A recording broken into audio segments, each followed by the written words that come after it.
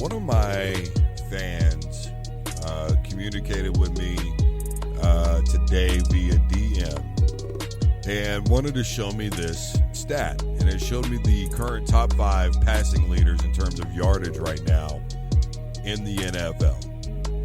And you look at the names: Andy Dalton, Patrick Mahomes, Matthew Stafford, Kyler Murray, Dak Prescott. And when we start looking up and down, and even though we see these astronomical numbers that some of these guys are putting up, the Lions are 1-0-1. Kyler Murray and the Cardinals have yet to win a football game. I don't think anybody's really impressed with Cincinnati after the beatdown they took against San Francisco. Really, when it comes down to it, the two quarterbacks with the two good teams are Patrick Mahomes and the Kansas City Chiefs and Dak Prescott and the Dallas Cowboys. Just the reality of it to this point. And the quote that I've used several times over when I discuss these types of things is from Daniel Crunt, who invented rotisserie baseball. It's what he called it, now, of course, known as fantasy sports. And one of the things that he said was, it really always struck with me, was now he knows how the guy who invented the atom bomb feels. And there's a lot of reasons to that. Obviously, number one, the popularity of it is so staggering. And when we look at, deeper into fantasy sports and we see people actually losing families over fantasy sports, and it's become so accessible, and you've only got to be 18 years old now and have a debit card to play. I mean, it's completely accessible across the board. Way too accessible, if you ask me, but we're not going to get into that. The point of what I'm saying is when we look at a stat sheet for the individual player, it doesn't really say much for that individual player's team as a whole all the time now, does it? You see, they may have their individual numbers, but I guarantee you the only thing that any team, any coach ever really cares about is what's in that W column. And if you don't believe me, look at it like this. The best example that I can give you is the Super Bowl, what many Broncos fans call Black Sunday, when they got smoked by Russell Wilson in the Seattle Seahawks. Now look at it like this. Russell Wilson back then was, if I remember correctly, an $800,000 a year football player. Matter of fact, Philip Whitehurst, who was the starter initially on that football team before Russell Wilson, was making more money than Russell Wilson was. Not only that, but Russell Wilson threw for barely over 200 yards in that football game. And if I remember correctly, was named MVP. Peyton Manning threw for over 300 yards in that football game, and at the time set passing records in the Super Bowl, but what did it really matter? Ask me what you would rather have.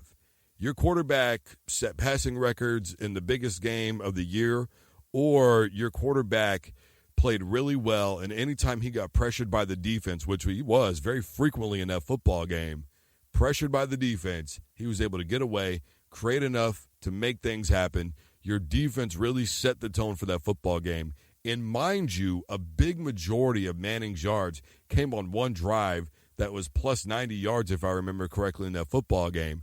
They literally threw the football down the field the whole time, and it was really just scoring a touchdown at the end of the game, so it wasn't a complete shutout. You tell me what you would rather have. You see, I've always said that the numbers don't lie, but they don't always tell the entire story either. And those are the kinds of things that I'm talking about. Because when you talk to a lot of people about that game, what will they say? Well, Manning did his job, but did he though?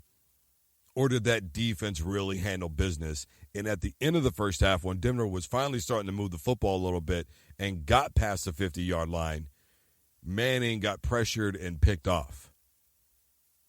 You see, the fact of the matter is this, that the most prolific offense in the NFL that year got dominated by a hungry defense, period. So when I look at a stat line, I generally use it as a punctuation point because to me, a stat line is just that. And this is all spearheaded by fantasy sports now. That's what people are looking at. And what Daniel Crump believed was that he understood the game of baseball better than anybody, and he knew the game of baseball better than anybody by simply being able to crunch the numbers, forgetting the human element involved.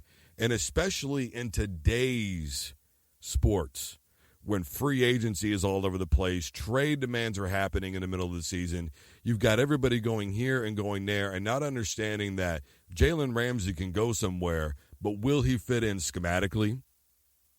One of the things that I talked about when Odell Beckham Jr. and Antonio Brown and Le'Veon Bell, when all those guys, it all kind of happened simultaneously, signed with the respective football teams that they're at, was how will they mesh in the locker room? How will their personality be in the locker room? You don't know about a guy until you've really been on the field of battle with him, until you practice with him, until you spent nearly every single day of your life being around that individual in practice, film rooms. Every part of your life is somewhat tied to that individual from there on in, right? Because you're part of a team now. You're a unit. When you look at Tom Brady, how he takes pay cuts, people talk about, well, he's always got this great team around him. What Tom Brady understands is his success is reflected not just on him, but the people that are around him, particularly the 5 guys in front of him that are blocking and keeping him healthy. Tom Brady looks in the mirror and understands, you know what, man, I'm damn good. I'm a hard worker. My preparation is the same. And he said before that when I stop loving the preparation, that's when I'll stop playing the game of football, which is part of the reason why he's second to none. But he also knows that those guys that are blocking, those guys that are catching and running, those guys that are taking handoffs, those guys that are playing defense, they all mean just as much to the core philosophy of the football team, which is to win games. Remember, there was an individual who was upset that they didn't get to play in the Pro Bowl, and Tom Brady said, you think we do this so we can play Pro Bowls? This is not about Pro Bowls. This is not about individual accolades. This is about us getting championship rings. That is a winner's mentality, understanding that my individual stats will back up the accomplishment of myself and the team that is around me simultaneously.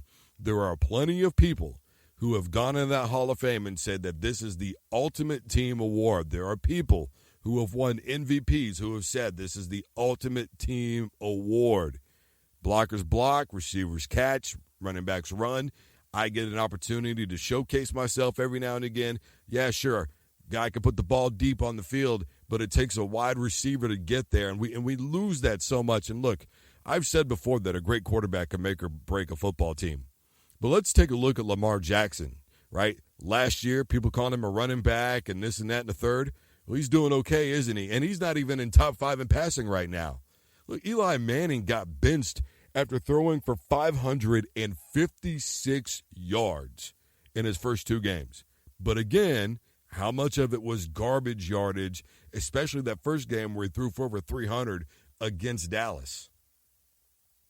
Never mind the fumble inside the red zone, the interceptions that he's thrown. You see, that's why Eli at this juncture is getting benched, because of his overall record over the last couple of seasons, because his football team is not winning games, and the head coach has decided we have the talent around the quarterback. We need a quarterback to finish the job and hang on to the football. And look, when you're a quarterback, turnovers are going to happen because obviously you touch the football more than anybody else on the field, other than the center who snaps it to you, obviously.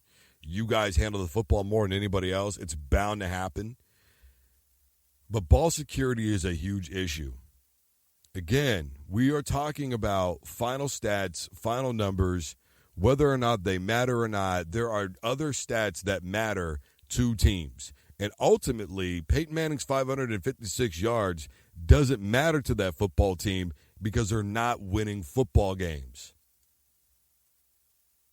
What does matter right now is the turnovers. What does matter right now is the points that aren't getting on the board.